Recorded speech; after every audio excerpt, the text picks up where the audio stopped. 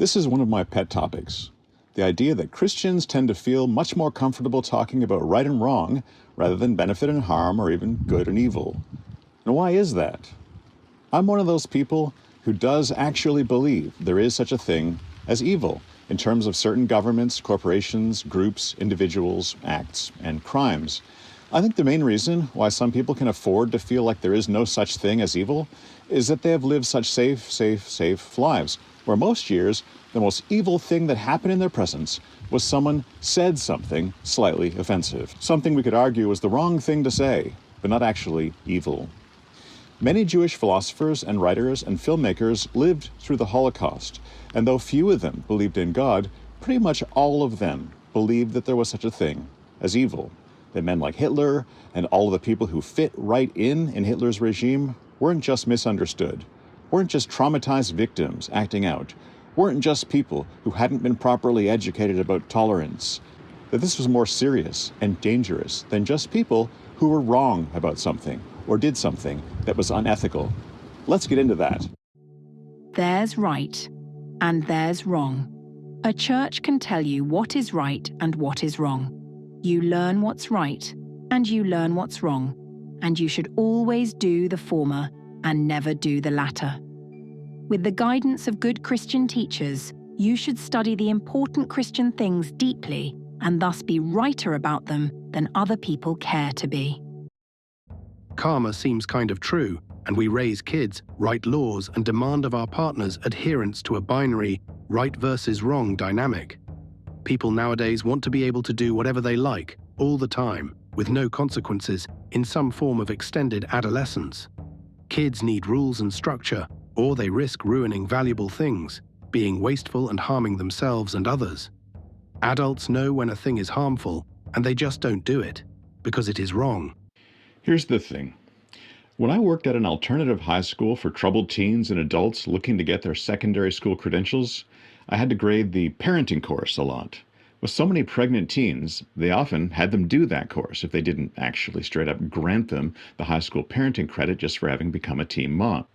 And over, I graded the work of people with no religious beliefs who were reading short, brainless blurbs they then had to do comprehension questions on, writing about right from wrong. Kids need good parents who teach them right from wrong. Kids need good adults in their lives to teach them right from wrong. School teaches children right from wrong. Such a simple thing, right, wrong, in a world that increasingly doesn't believe in good and evil. And I've thought about that a bit. So this episode is about that. It's very characteristic of Shakespeare that when Hamlet says there is nothing either good or bad, but thinking makes it so, arguing that it's never the thing itself, it's what you think it is, that we don't know if he's serious. Shakespeare or Hamlet. Does he mean it when he says, regardless of a sunshiny day in the great outdoors of Denmark, to him it's like being in a jail cell?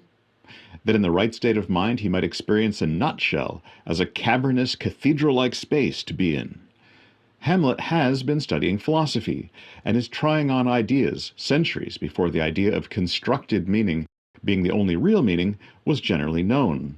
And Hamlet is realizing that his two school friends showing up right then seems more than a little suspicious, like another of his uncle's plots. And he's right. So maybe Hamlet believes what he says, or maybe he's just chatting with them about stuff they've been studying in class, or maybe he's messing with them, testing them, saying things for a reaction rather than because he means them, trying to figure Rosencrantz and Guildenstern out, because he does a lot of that. As you know, I grew up with a whole bunch of Bible, 17th century King James Bible to be specific, memorized since before we could read.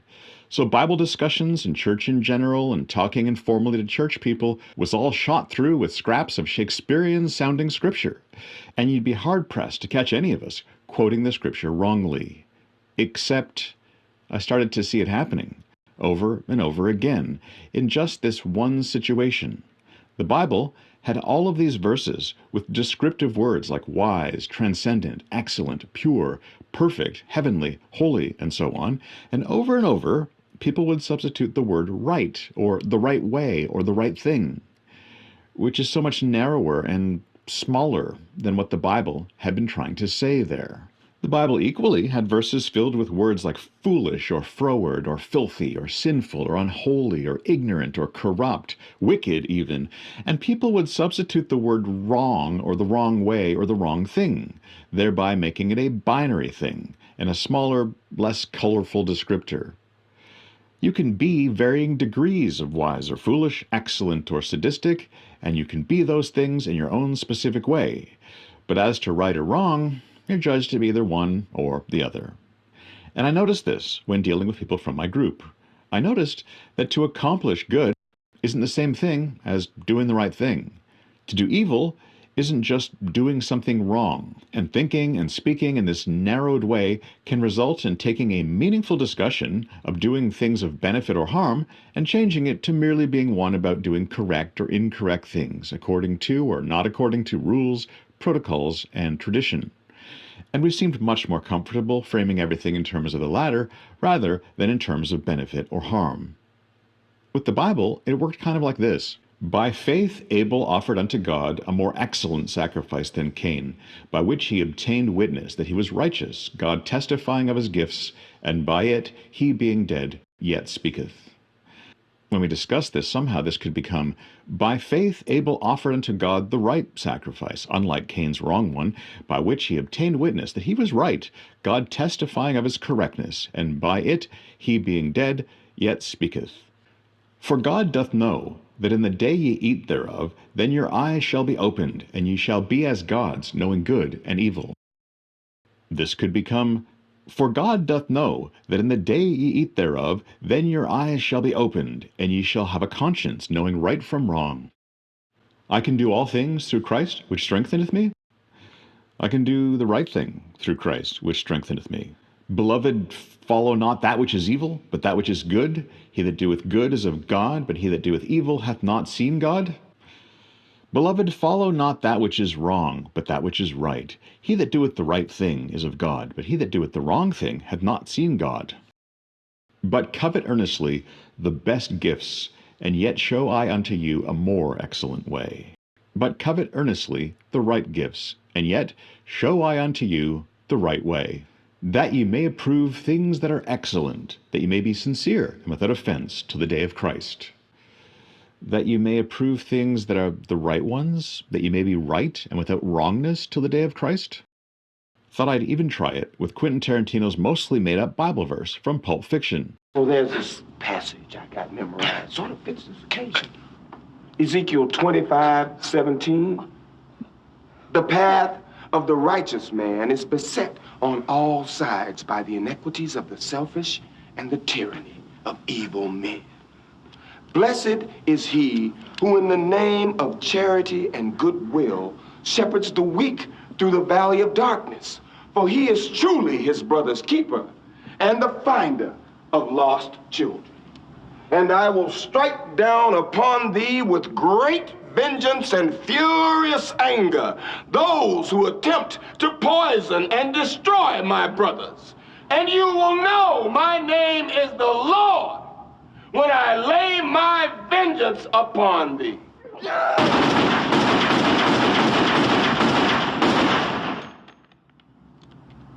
The path of the man who does the right thing is beset on all sides by the wrong behavior of the wrong, and the wrongdoing of men who don't do the right thing. He is right who in the name of the right thing shepherds the weak through the valley of the wrongness, for he is his brother's keeper and the finder of lost children in the right way. And I will strike down upon thee with great vengeance and furious anger those who attempt to do the wrong thing. And you will know I am the Lord when I lay my vengeance upon you. The colorful Bible words suggesting degrees of excellence or corruption, or people in the Bible having their own particular brand of wisdom or ignorance, were so much more communicative than us simply saying someone was disobedient, breaking some rule or other, doing something in a way our church judged to be not the correct or right way. Our particular mindset was causing us to change the wording of the Bible, which we did unthinkingly and without anyone really noticing much. The discussion was never about if a given action was the only choice left to the person, or what harm they had or hadn't done, or if they seemed to be a wonderful, wise, amazing person, practically speaking, or if they were jealous, spiteful, cruel, and harmful, and disruptive, and selfish. It was like we couldn't discuss any of that. We had to be looking at a black and white, yes or no, right or wrong, obedient or disobedient choice that they had made. Were they right or were they wrong? And much smaller than that, traditions, policies, rules, limits. Was something we were considering doing the sort of thing we often did, or was it not? As young people who were planning for our futures and wondering things like, can Canadians be professional athletes or musicians or artists? It mostly came down to, well, that's not really something we do. Probably not the best choice then. Probably not pleasing to the Lord.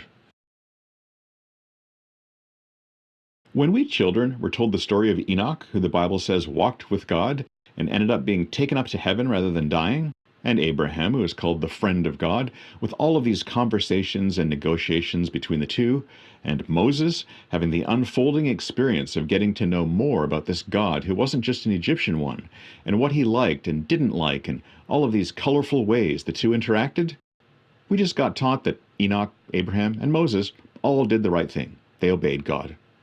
Unlike the other people on earth, they were not disobedient and doing the wrong thing.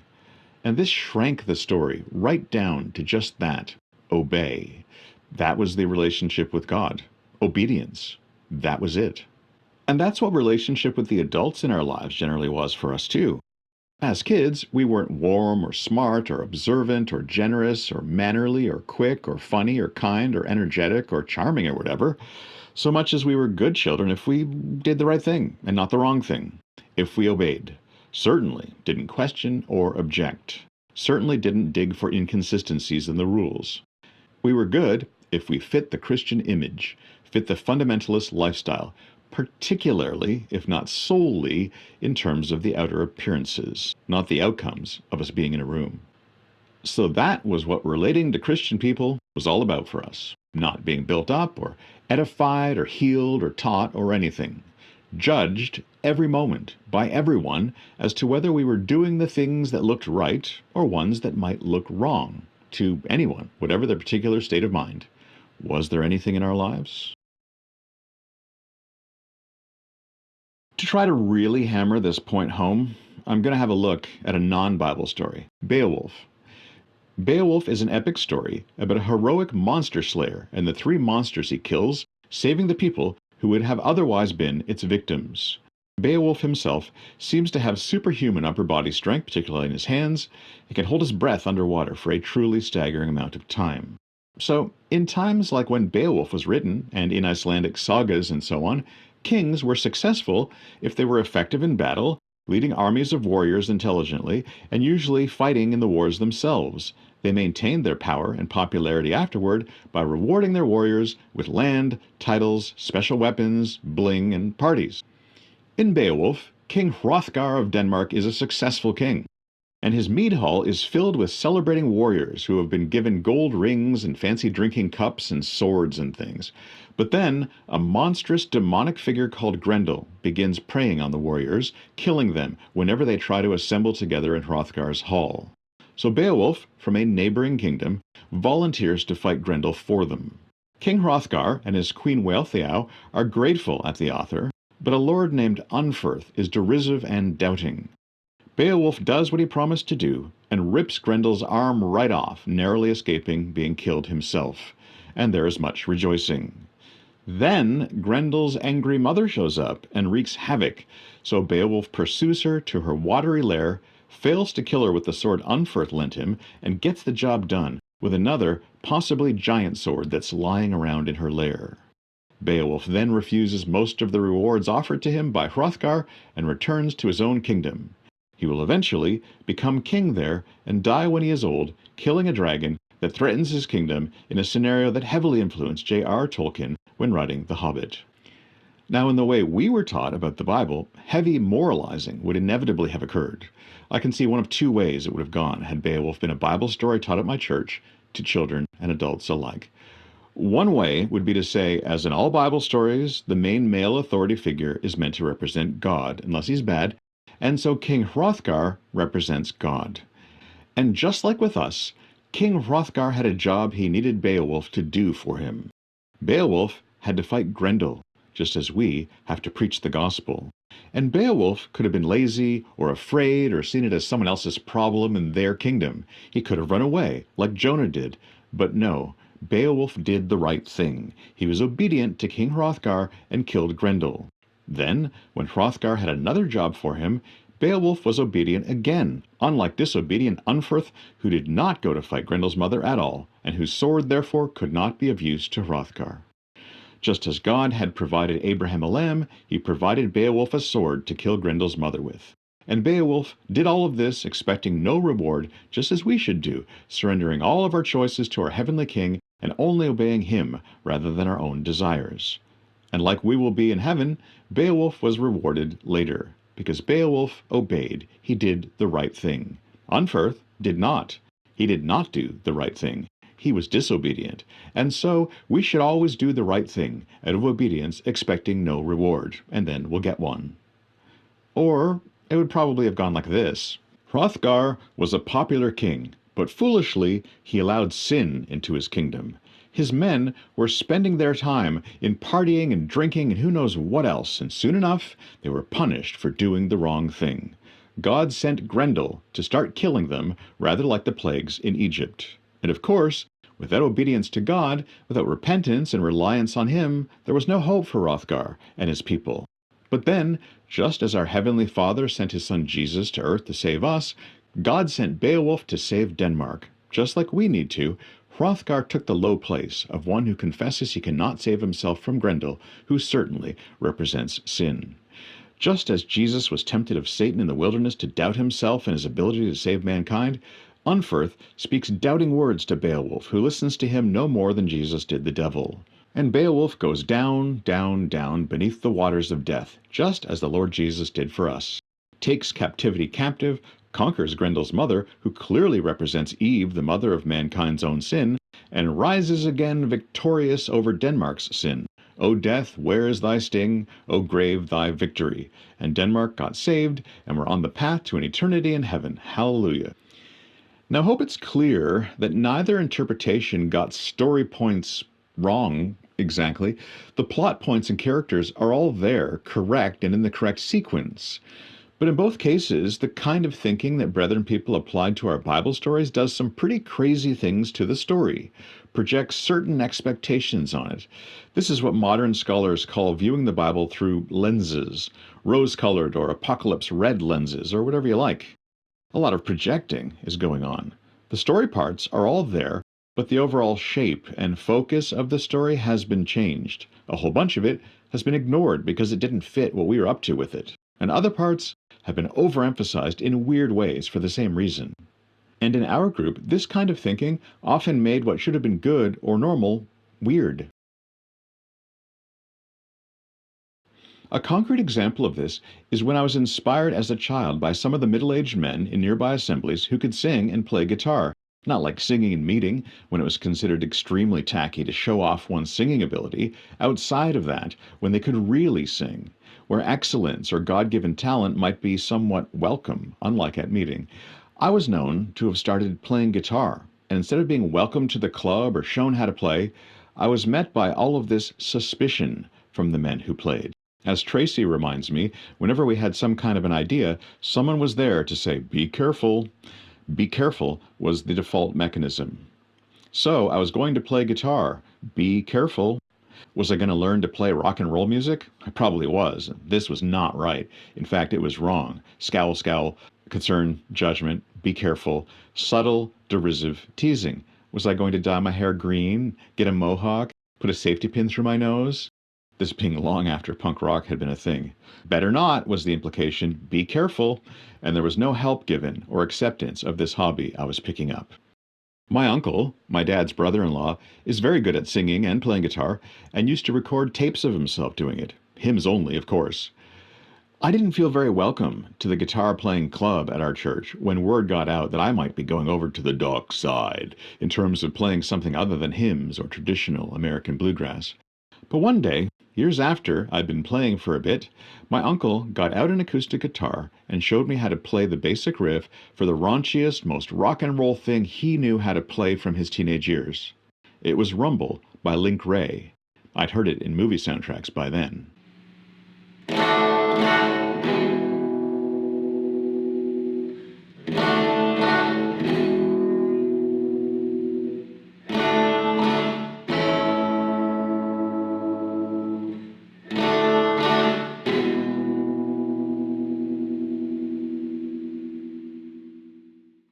It was a gesture of peace across boundaries that had perhaps softened and come down a bit. It was kindness rather than suspicion. There was no "be careful" in it. It kind of underlined how weird everyone and everything had been before, when a child simply wanted to learn to play the guitar. What could make Plymouth Brethren people unthinkingly edit a host of Bible verses to make their points? What indeed? Maybe sometimes the Bible was talking about eternal things, big things, transcendent things, and we were instead talking about whether we thought you followed a church-approved traditional method for something. Our language, like our focus, was narrowed from a universal scope to something no broader than the little room in which we worship Sunday morning. The God who lives outside of time and the universe itself needed to fit in that room with us for us to think about him at all.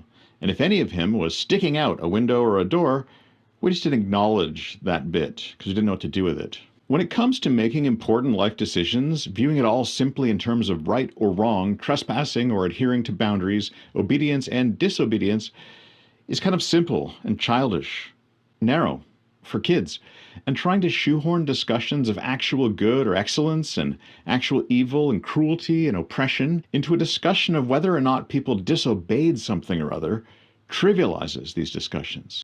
When a serial killer, for example, tortures a number of people to death because he finds that sexually stimulating, the word evil might just need to be used. Perverse, sadistic, predatory, psychopathic, insane, saying he did something wrong or broke a law or didn't do the right thing with his life maybe just doesn't gut it, doesn't deal with what is really going on in a situation like that. Similarly, arguing about whether a specific word like genocide or sexual assault applies legally and technically when it is inarguable that serious harm is happening either way, it trivializes these discussions. If 100 or 1,000 people are dead now, but orders and procedures were followed, maybe we're not done talking about the thing yet, though. Maybe we need to talk about those orders and those procedures rather than checking to see if people followed them. Every teacher knows, and most parents know, about that kid who habitually says, "Tell me what rule I broke, tell me," when he's being amazingly disruptive. Because maybe there was no rule against wearing a lampshade on his head, saying "Diddy Diddy Epstein Charlie Kirk 6'7" in a falsetto voice with a pair of carrots stuffed up his nose and pouring strawberry milk into his ears while the teacher is trying to teach a lesson about the Holocaust. This brings us back to Walter Sobchak in The Big Lebowski. He's been going on and on throughout the movie, boring people and saying, "Am I wrong, dude? Am I wrong?" But everyone has to listen to him go on, and his general conversation is in pretty bizarre directions, and he's being pushy and being a jerk and dragging people into his bizarre one-note conversations against their will. Well, it's all water under the bridge. And we do enter the next round robin. Am I wrong? No, you're not wrong. Am I wrong? You're not wrong, Walter. You're just an asshole. Okay, then. So, Jeff Bridges, as the dude, gets patiently frustrated and finally says, "No, Walter, you're not wrong. You're just an asshole." And he's got a point. The problem with this kind of personality? Being a jerk is not specifically against any one of the rules very often, and it is extremely possible to be a jerk without technically breaking any of the rules. Because obviously, you can carefully keep from breaking any of the rules without actually being a good person or doing any good at all. In fact, if you try hard, you can do a lot of harm without really having broken a rule technically. This is many politicians and CEOs' bread and butter. Rules have limits to their scope. Virtually every human atrocity committed was legal for those people at that time, was possibly required of citizens, may have been required of all parishioners who valued the wisdom of their priest and obeyed his teaching and sermons. The Holocaust, the Vietnam War, segregation, all not only legal, but required, expected by government and the church alike. Anything else was doing the wrong thing. Well, clearly, actual good and evil are much bigger, more important concepts than this right-wrong stuff. Would you rather do a whole lot of good or simply do the right thing? One of those is a bigger, better thing. Is it more important to not knowingly cause serious harm, or just not break a rule? A working rule depends on someone foreseeing every single possible harmful thing a person might do and wording the rule so it effectively guards against every single one of those ideas someone might have. And there are always loopholes in the most carefully conceived and worded rules, if you've got arrows to fire out of them. Jesus didn't just do the right thing, and he wasn't terribly traditional or reassuring to his community. He did immeasurable good that echoes down the ages. He didn't just keep from doing anything wrong or breaking any rules, he actually didn't do any harm or any evil. If you look at his life, people keep on accusing him of breaking rules all of the time when he was clearly doing good. He miraculously healed someone of a disability, and people were asking, oh, but did he do it on the Sabbath? Because wouldn't that technically be doing work on the Sabbath? We should speak out and take a stand against this guy, boycott him, cancel him, and find ways to punish his rule breaking. Because some people are like that. As kids, we were taught that Jesus' great achievement, his mission, what he came to earth to do, was to live a life in which he never sinned, never disobeyed, never did the wrong thing. There was very little mention made of him doing good things. This brings us right back to the scorecard morality thing from the first episode of this season. Trying to avoid black marks rather than trying to learn or grow or be or achieve good. Trying to do good only by obeying, or only by not doing anything bad. You can insist that your ethics, your worldview, your cause, your position, your ideology is 100% logical, cogent, supported, and correct, and still be a jerk, Walter. You can insist on its correctness and do no good for anyone at all. You can obey without this coming from any particular inner goodness. A farm has fencing to keep horses and cows in, but there's no real point getting rid of the livestock just so you can ensure 100% that you have no livestock trespassing any of the fences, gates, or paddocks because you have no livestock. Because this is about life. Life is unpredictable, even when wording your rules. There's no one you can trust more to not be wrong about things and break rules than a dead guy. As a teacher, if my classroom was full of students who were all dead, I wouldn't have to worry about them breaking any rules, but there would also be no point in me showing up at all, because there'd be no learning that could happen. If you're alive and active and doing things that are very new, unconventional, and very you, then rules or concerns about limits suddenly matter. Sitting around, doing absolutely nothing at all besides teaching and arguing about the rules and limits and what wrong might look like does not in any way smack of life. And that's bad, whether or not it's wrong. I grew up with it. We called it the Christian life, or the path of every Christian. The idea that there is something beyond simply being right seems foreign to people with really strong opinions, the Walter Sobchaks of the world. Prove me wrong. It's just that simple. They want you to go through and disprove their argument as constructed by chipping away at the individual bricks that make up their wall that they built as strongly as they could. The problem is that you might want to make a point that in a particular instance it's quite odd that they are presenting a brick wall as a strategy to begin with. Maybe a brick wall doesn't belong in the bathtub. Maybe a brick wall shouldn't be going right down the middle of your mattress in your bedroom. Maybe you don't want a brick wall in the way when you're trying to walk up the stairs. Maybe the back door isn't going to be very useful when you've got a brick wall blocking it. But they'll present that one specific argument any place, any time, and expect you to do your job. Try to knock it down and fail so they can feel right about that one very specific thing. And if they're asking you to prove that any one of the bricks in the brick wall isn't a brick, or isn't shaped like a brick, or isn't densely baked clay, prove it. Annoyingly, you can't really win that. It's not worth your time to try to fight against that. You're not getting through it. And suggesting that there are other strategies required in one's day rather than just the building of brick walls consistently will fall on deaf ears. You might as well argue with a literal brick for all the impression you're going to make smashing your head against one the way they want you to. Try arguing, for example, with Roger Waters, the member of Pink Floyd who came up with the concept and songs for their famous album, The Wall. If you let the other person in the conversation frame every topic, choosing how it is worded, what the focus is, and so on, it will rapidly become not a conversation, but only a lecture you have to listen to. It's like co-writing an essay, but letting them start by titling it and writing introductory and concluding paragraphs and listing which resources will be used and its conclusion all before you get to weigh in on it. Speaking of framing and focus, our group wanted to view the Bible pretty much entirely as an instruction manual for ensuring that we would go to heaven rather than hell.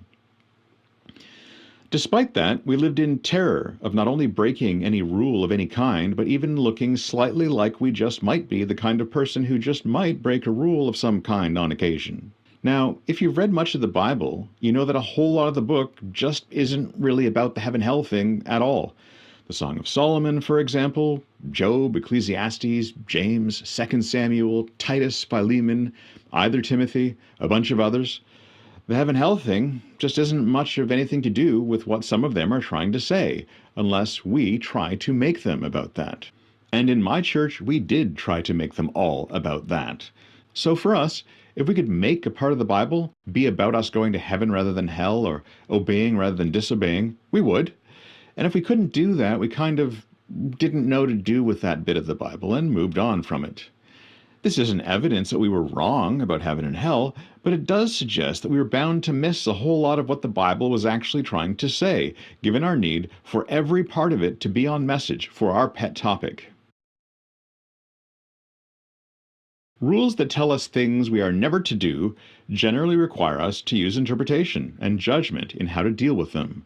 The reason why we are called upon to use judgment is because sometimes there is something at least as important as the rule in play. You should never physically attack someone, obviously, right? But then, someone's trying to hurt your baby, or you're trying to win a medal in competitive karate. Now, suddenly, we realize that rules have exceptions, and anyway, we've got more important things going on than rule following. We're not going to be content if we didn't break a single rule, but the baby is still being sold in Singapore, or we still didn't place in the karate tournament. This is why the Bible speaks about people following the letter, the nitpicky technicalities of the law, rather than the spirit of the law, its intent, what outcome it was going for. In my 20s, many in my group were very uncomfortable with my reading the New Testament as saying that the law, as given unto Moses, had been written for observant Jews, and that the Apostle Paul in particular wrote very strongly that it wasn't sensible to try to put Christians under the Jewish law. And Paul wrote that we are as dead to the law as a man's dead wife was dead to their marriage, and neither the corpse nor the man had any ongoing obligations or limits on their future dating lives to consider. Specifically, according to the Apostle Paul, none of we Gentile male babies needed to get circumcised. Whoops. They needed to live in a world where the Bible said we were completely free to the law, but we certainly couldn't break it either. This didn't make a lot of sense to me.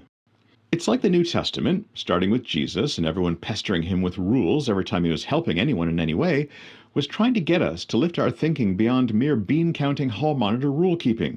We were supposed to actually be growing, wiser, stronger, kinder, more generous, more insightful, more spiritually mature, but we preferred to limit the discussion to being all about whether people were, or looked like they were, keeping or breaking rules, which most often were simply fundamentalist tradition. So I grew up with a large number of ever-expanding rules. There was not a finite list of any of them written down anywhere. They just kept growing. And you were expected to generate your own rules to limit you when your young life strayed into areas the older people had perhaps not explored fully, to bound with extensive rules on every side. Generally, if it felt good, it was wrong. How is it wrong to play Pac-Man in the shopping center? Well, people might think that if you played Pac-Man in the shopping center, you also played it in a pool hall, and we wouldn't want anyone thinking that. One way I learned very young was that you could, if you were wanting to be nasty, obey rules in just such a way as to make the creator or enforcer of the rules wish those rules didn't exist and that they didn't now have to interpret and enforce or not enforce them, with children like me rules lawyering them. In my case, I was doing this self-defensively, as the rules just kept coming, and my life wasn't really happening much at all. If you kept giving me more rules, I was going to make you earn each one. People could obey rules sarcastically, ironically, mockingly, only technically, and 1,000 permutations of that, and I explored all of that, because I grew up all tangled up in rules, just like Frodo tangled up in Shelob's webbing in Mordor, I thought, or the dwarves in Mirkwood. Sometimes the rules were nothing more than a Gordian knot, and I thought that I had a sword ready.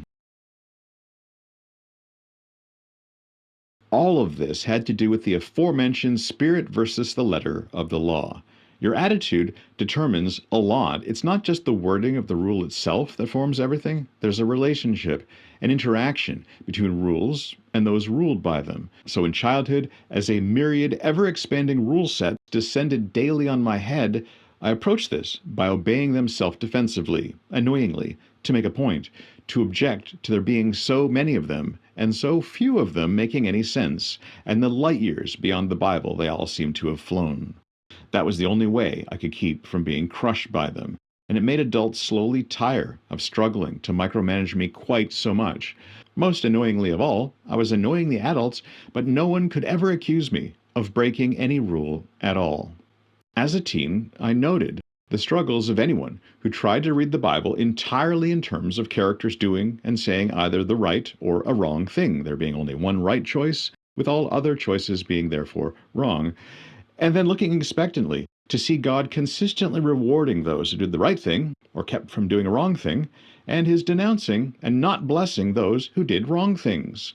The concept of grace wasn't seen in any of this, because actual God did what he felt like, rewarded who and when he chose to, rewarded rule-breaking Jacob over Esau his brother. We couldn't force God to reward us or earn reward by not breaking the church rules. The lesson of the prodigal's elder brother was there still, waiting to be learned by all of us. The Bible passage this makes me think of in terms of us trying to work to achieve good is to bear fruit, in the language of Jesus, which says that we aren't just servants, let alone robots, mindlessly following instructions. We are sons he wants to be proud of. He's eager to see how we handle this or that. We are let in on what good looks like, and we are allowed to show initiative, follow intuitive leaps into faith, and try to get somewhere. As Louis C.K. points out, Jesus cursed a fig tree that hadn't really broken any rule at all. What are we supposed to learn from cranky, hungry Jesus? There's no figs on the tree, so he's like, "You're f***ing dead, you piece of tree. You're f***ing dead." And the tree's like, "But the time of figs is not yet. It's just, I need another week." It hadn't started sprouting bananas. It hadn't died. It just wasn't bearing figs. And if it could talk, it might well have pointed out that there was a specific policy, a time frame, a schedule for fig bearing, and that this was not inside the proper season for bearing figs. But Jesus curses the fig tree anyway for not bearing any fruit when it's not the time to bear the fruit, to make a point about us not doing anything wrong, but not bearing any fruit either. As to his disciples, Jesus says, "I call you friends rather than servants." Boundaries are important, but friendship isn't 100% just about your friends not breaking your rules. One of my first full-length thingies that I wrote, entitled, of course, Lords of the Fellowship, happened in 2002 when I was newly certified to teach and doing fill-in jobs as the computer and business teacher at an adult high school. And I got the news that, as was obvious a decade earlier, my brethren group wasn't content with the one global church division and was going to have another, which they soon did. And they didn't stop there either. You have to realize that they'd fight. Each side would claim to be the right one on the right side and demand that the other side be formally recognized as the wrong one. And then they'd split, and the members of the two factions, often blood relatives, would then generally have nothing further to do with each other afterward. Many of these people are now dead, of course. Nothing got learned from or fixed or resolved. People put being right over treating other people properly and acting well, holding on to that rightness and supposedly protecting the group, if not God himself, from what Noah Claypole would call the down bad wrong'uns. I don't think the reality of this, the severity of this, can be conveyed properly to people for whom church is maybe 2% or 20% of their week, their year, their life. Because for us, church events and people were the majority of our lives. It's one thing to go to church once or twice a month and some guy gets mad and leaves, or someone tells him not to come back and you don't see him again. Quite another to go to church your usual 3 to 6 times next week, and people you grew up with, including some cousins and an uncle or two, are now people you don't associate with. At best, you might see them in the grocery store and have a nice chat and realize you kind of missed them, but that relationship is over. They took the wrong side. At least you're right. It was like a breakup, only with a large number of people involved. Like a parent or step-parent moving out, leaving you no longer cohabitating or even really talking with your step-siblings. I put a bridge on one of my loud songs about church war that said, Now it all sounds so easy to come right out to say it that maybe this hating's not okay, and that being right can be undone by the way we carry this conviction that there's no other way of doing things.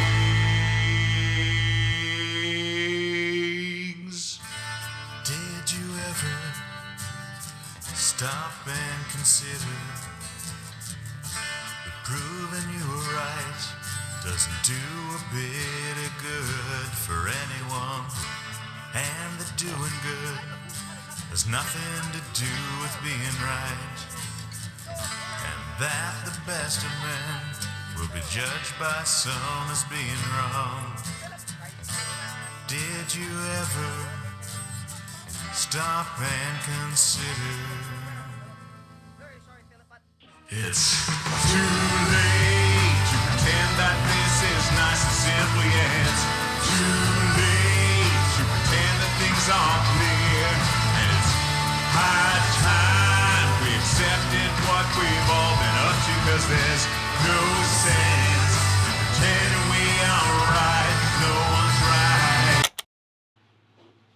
The song and the article thingy both noted that maybe, if you're claiming to be right was something entirely disconnected from good behavior and proper treatment of others, that maybe there was something to stop and consider about all of it. Long story long, I think excellence, good, transcendence, inspiration are higher, greater, better, more important things than what we can argue about in terms of a thing being merely right. No point being or doing wrong, but just being correct isn't enough. You can do a mediocre thing, a mundane thing, and be able to claim that it was right to do it without it having been really a good thing that did any good for anyone. And when you or other people do really horrible things, they aren't just wrong. It's not just about rules or societal norms or expectations. It's about who and what you are, who and what you were being, and what the result of your involvement was in any human interaction. If you are involved in a church, don't let them do either of two things to your week. Don't let them sign you up to duty rosters and put you to a whole lot of time-consuming work without you really having any evidence at all that it's of any real benefit.